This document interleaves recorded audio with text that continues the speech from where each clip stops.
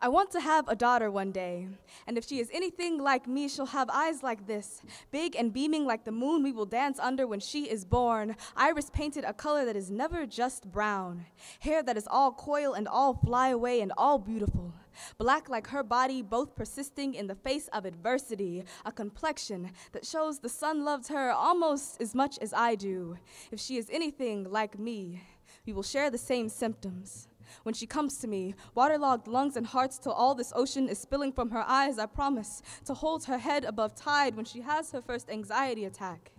If she asks me if I've ever felt this way before, I will tell her. Mama never learned to swim. Knew I didn't have to step foot in water to feel like drowning. Panic comes in waves that swallow you whole like swallowed words lodged in the back of your throat. Even when you feel like screaming, you only hear your own labored breathing, relentless heart beating its way out of your chest, incessant ringing. I was always just as afraid on dry land, and I think this answer might scare her, to know that the worst is yet to come, and even I fall prey to monsoon, but only for a season. I will tell her, Mama was a poet that found refuge from rapids with nothing but a stage and mic, tongue and teeth striking like flint and steel, scraping up enough sparks to make a shimmer, then a burn. Even when my knees knocked together, becoming more flame than girl, more heat than hollow, there was cold clattering that sounded a lot like snapping, fueling everything I never thought I could be. I never thought I could be a poet. Not when some nights I could barely breathe right, when each attack was relentless, when I'd shed enough tears to drown in them. A voice can be a hard thing to find at the bottom of the ocean.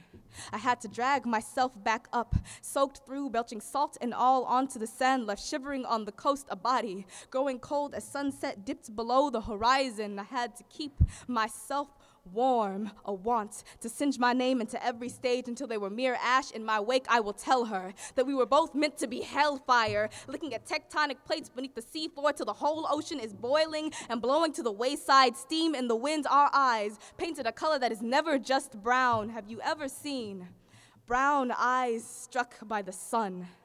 They are a kaleidoscope of amber, budding flecks of embers dancing in the shine, roaring umber, glowing golden and deep. There is inferno in your eyes, inextinguishable no matter the amount of tears, nor lake nor ocean, an inescapable spark. Let it catch. I see the beginning of something beautiful in you, and I think this answer might empower her to know that there is so much more to come, and I believe she is ready for everything the world has to throw at her.